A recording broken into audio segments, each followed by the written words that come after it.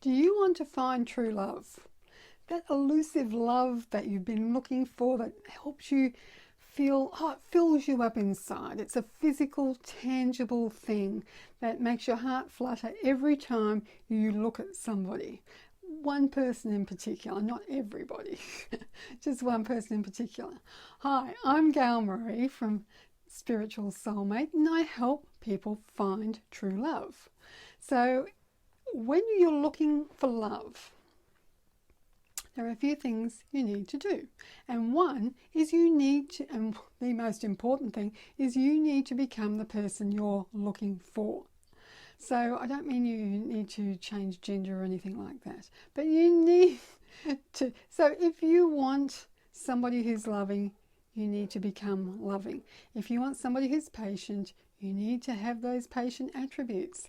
If you want somebody who thinks you're wonderful, then you need to be a person who admires others. So you need to have the traits you're looking for. I have a friend of mine who has been through a few relationships, been married 2 or 3 times now. And then he got to a place where he said, that's it.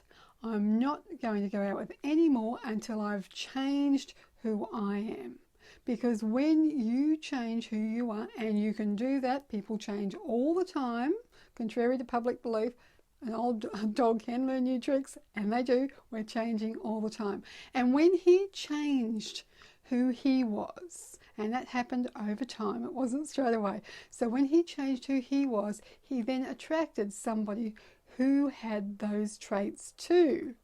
So that was a happy marriage. He's been married for 15 years now. So that was much, much longer than the past 2 practice relationships, we call them.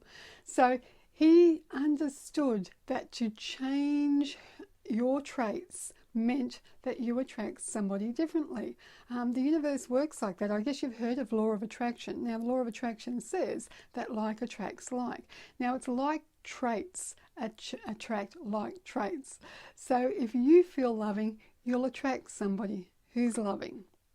Don't get that mixed up with caretaking. Caretaking and feeling insecure and having to hold on to somebody is different to loving. In fact, we'll talk about that in our 7-day self-care challenge, because not a lot of people know what love is. I'm sure you've felt it from time to time, but if you're not in that space of being able to put yourself in a place of love regularly, or it's not being conjured up within you regularly, then maybe you're not quite sure what love is.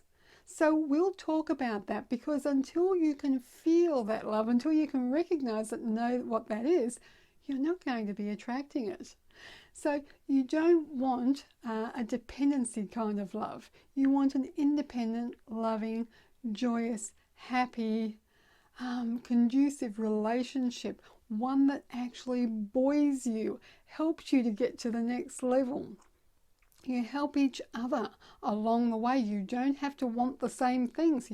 You don't actually have to see things in the same way. But you do have similarities. You have similar traits. And so they're the things that you'll find along the way in your one true love. So that you can take yourself from attracting somebody who you don't like and repeating that because you haven't moved when you think you have.